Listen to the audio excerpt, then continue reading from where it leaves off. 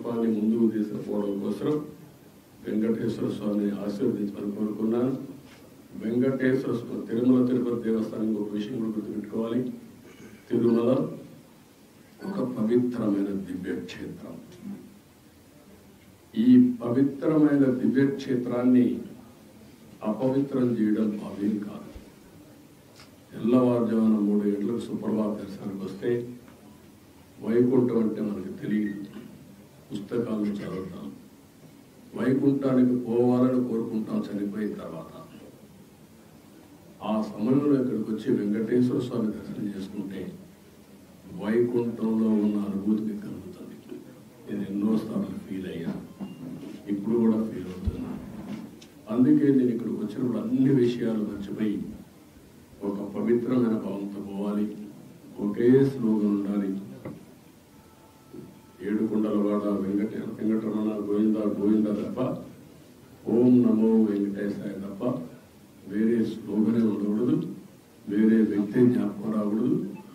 ఆ పేరుతోనే మొత్తం ప్రక్షాళన చేస్తాం. మళ్ళీ భారతదేశం కాకుండా ప్రపంచం మొత్తం అభినందించే విధంగా ఈ టీడీపీని తీర్చిదిద్దామని తెలియజేసుకుంటూ మరొకసారి మీ సమస్యలు మళ్ళా సమయం వస్తుంది. నేను ఎప్పటికీ కూడా మాట్లాడతా అన్ని విషయాలు, ఎందుకంటే మళ్ళా నేను లైట్ కూడా క్యాచ్ చేస్తున్నానండి. Just a couple of questions. Sir, ప్రక్షాళన టీటీడీ నుంచి ప్రారంభమవుతున్నారు. టీడీపీ గవర్నమెంట్ వచ్చింది స్టేట్ లో, బట్ టీటీడీలో కనిష్ఠితి. The chairman has resigned, board has resigned, EO has gone on leave. Can we expect a rejigging of complete TTD? No, what I am saying is only one day. Now matter is moving. Yesterday నేను sharing ఏం చేశాను. వెంకటేశ్వర స్వామిని దర్శనం చేసుకున్న తర్వాత ఆయన ఆశీస్సులతో పని ప్రారంభించాలనుకున్నాను. వచ్చాను, ఆ సంకల్పం ఇక్కడ చెప్పాను. ఇక్కడి నుంచి ఎక్కడ ఏ విధంగా పనులు చేస్తాం మీరే చూస్తారు. అవన్నీ సాయంత్రం పెట్టినప్పుడు మీకు తెలుస్తారు.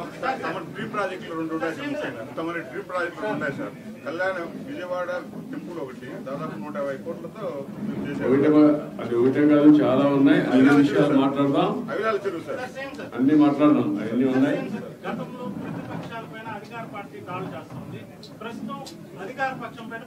నేను మాట చెప్తానంటావా? అవన్నీ వెంకటేశ్వర స్వామి టెంపుల్లో మాట్లాడడం కరెక్ట్ కాదు. మీరేమంటున్నారంటే ఇదే మీలో కూడా ఇంకా మైండ్ మారాలి. కొంతమంది దొంగలే దొంగ దొంగ అని అరిసి అటెన్షన్ డైవర్ట్ చేయాలనుకుంటున్నారు. అలాంటి వారికి నేను సమాధానం చెప్పక్కర్లేదు. పరిపాలన అంటే ఏంటంటే చేసి చూపించిన వాడిని, ముఠా నాయకులు అణిచివేసిన వాడిని, సంఘ విద్రోహ శక్తులు అణిచివేసిన వాడిని, రౌడీ అనేవాళ్ళు లేకుండా చేసిన వాడిని, కమ్యూనల్ వైలెన్స్ కంట్రోల్ చేశాను. తీవ్రవాదుల మీద పోరాడితే నేనే ప్రాణాన్ని ఇచ్చుకున్నాను. అదే మరి రాజకీయ ముసుగులో నేరస్తులను కనిపించాలి. ఆ విషయం గుర్తుపెట్టుకోండి. నేను ఒకటే చెప్తున్నా, ఎవడైనా సరే నేరాలు చేసి వేరే వాళ్ళ మీద తప్పించుకోవాలనుకుంటే మాత్రం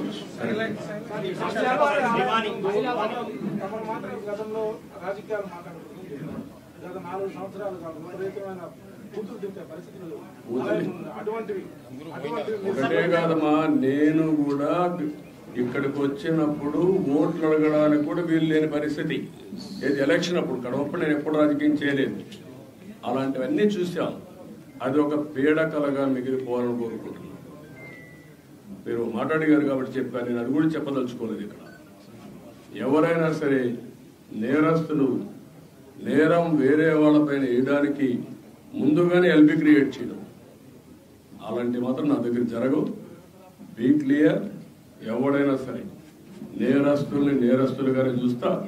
రాజకీయ ముసుగులో కూడా వీళ్ళు నేరాలు చేయాలని మనం కుదరదు. కమర్షియలైజ్ చేసే కదమ్మా, కమర్షియలైజ్ చేశారు. వెంకటేశ్వర స్వామి టెంపుల్కి వస్తానే కొండెక్కతానే ఏం కనపడాలి మీకు? పవిత్రమైన భావం రావాలి. ఈ పవిత్రమైన భావం రావాలంటే ఇక్కడ అడుగడుగున ఆ పవిత్రమైన భావం రావాలంటే ఆ మూమెంట్ కనపడాలి. క్లీన్గా ఉండాలి. భోజనం కూడా, ప్రసాదం కూడా నీట్గా ఉండాలి. విపరీతమైన రేట్లు పెంచకూడదు. వెంకటేశ్వర స్వామి దగ్గరకు వస్తే దర్శనం బ్లాక్ మార్కెట్లో టికెట్లు అమ్ముకోకూడదు. ఒకప్పుడు మీరు గుర్తుపెట్టుకోవాలి, నేను ఇక్కడికి వస్తే ఎంత క్లీన్గా పరిశుభ్రాలు ఉండేటో చూశాను. నేను కొండపైన పెద్ద ఎత్తున గ్రీనరీ పెట్టి, పెద్ద ఎత్తున ఔషధాల ప్లాంట్స్ అన్ని పెట్టి ఇక్కడికి వస్తే లైఫ్ పెరగాలని ఆలోచించాను. అలాంటివన్నీ కూడా మీరు గుర్తుపెట్టుకోవాల్సింది. ఒక దివ్య క్షేత్రం చేయాలంటే ఆల్ ఆస్పెక్ట్స్లో కాన్సన్ట్రేట్ చేయాలి. అదే చేశాం. ఇక్కడ ఒక దాన్ని ఏమనాలి నాకు అర్థం కాదు, కానీ ఒక వరస్ట్ ప్లేస్గా తయారు చేయాలంటే ఏ విధంగా తయారు చేయాలో అన్ని తయారు చేశారు. ఎవరెన్ని మాట్లాడిన లెక్కలేతనం వచ్చింది. గంజాయి, అన్ని మత ప్రచారం, లేకపోతే లిక్కర్, నాన్ వెజిటేరియన్, విచ్చలబెళ్ళితనం, ఇష్టానుసారంగా వీళ్ళ యొక్క పైడివలకు కేంద్రంగా తయారైపోయింది. వెంకటేశ్వర స్వామిని ఊరూరు తిప్పేశారు. మీరు గుర్తుపెట్టుకోవాలి, దేశంలో ప్రతి ఒక్కరికి ఒక ఆలోచన ఉంటుంది. ఆలోచన ఏంటి? వెంకటేశ్వర స్వామి అంటే ఒక పవిత్రమైన భావం, దేవుని కృప కావాలి. అలాంటిది పెళ్ళిళ్ళు జరిగినా, పేరెంటాలు జరిగినా వెంకటేశ్వర స్వామి తీసుకుపోయి పైరులు చేసుకోవడం ఏంటంటే ఇది విన్నారా ఎప్పుడన్నా? పట్టింది అంటే వెంకటేశ్వర స్వామిని మీ స్వార్థం కోసం అమ్మతారా? ఇష్టానుసారంగా పదవులు ఇచ్చుకుంటారా? మీరు పదవులు ఇచ్చేది ఎందుకు? ఆ పదవి ఇచ్చి ఆ పదవి ద్వారా మీ యొక్క కోర్టు కేసులు లేకుంటే మీ పనులు చేసుకోవడానికి ఎక్కడికి పోయారు మీరు? ఏమయ్యారు మీరు? అంటే వెంకటేశ్వర స్వామి, నేను ఎన్నోసార్లు చెప్పాను, గుర్తుపెట్టుకోవాలి మీరు మళ్ళీ ఒకసారి. వేరే దేవుళ్ళు నెక్స్ట్ జన్మంలో మీ మీద పనిష్మెంట్ ఇస్తారా, కానీ వెంకటేశ్వర స్వామిని నేను చూసా. ఎవరైనా వెంకటేశ్వర స్వామికి అపచారం చేసిన వారు, తలపెట్టిన వారు ఈ జన్మలోనే పనిష్మెంట్ తీసుకున్నారు. మీరు తిరుపతిలో కూడా చాలా ఇన్సిడెంట్ ఒకసారి లెక్కేసుకోండి. ఎవరైనా సరే, ఉద్యోగస్తులు కానీ బయట వాళ్ళు కానీ ఎవరైనా సరే దేవుడికి అపచారం చేసిన ప్రతి ఒక్కరూ శిక్ష అనుభవించారు. ఈ విషయాలు మీరు గుర్తుపెట్టుకోవాల్సిన అవసరం ఉంది. ఎందరో చేశారు. ఎర్రచందనాన్ని కూడా నేను గోడలు కూడా పెట్టాను, మీరు చూసుంటారు. గోడలు కూడా ఎర్రపోతా ఉంది. ఎర్రచందనం స్మగ్లర్కే సీట్ ఇస్తే ఏం మాట్లాడతారు? చట్టాలు కూడా ఒక చేతులకు అప్పచెప్పేస్తున్నా. చాలా ఉన్నాయండి, ఒకటి మాట్లాడడం కాదు, చాలా ప్రక్షాళన చేయాలి. ఇంకా వీళ్ళు డబ్బులు, రౌడీజం, దీంతోనే రాజకీయం చేయాలనుకుంటారు. ఏమీ జరగదు. నేను ఒకటే చెప్తున్నా, దృఢ సంకల్పంతో వెంకటేశ్వర స్వామి సాక్షిగా చెప్తున్నా, మంచిని ప్రోత్సహిస్తా, చెడును మాత్రం గట్టిగా తొందరలో దూకేస్తా.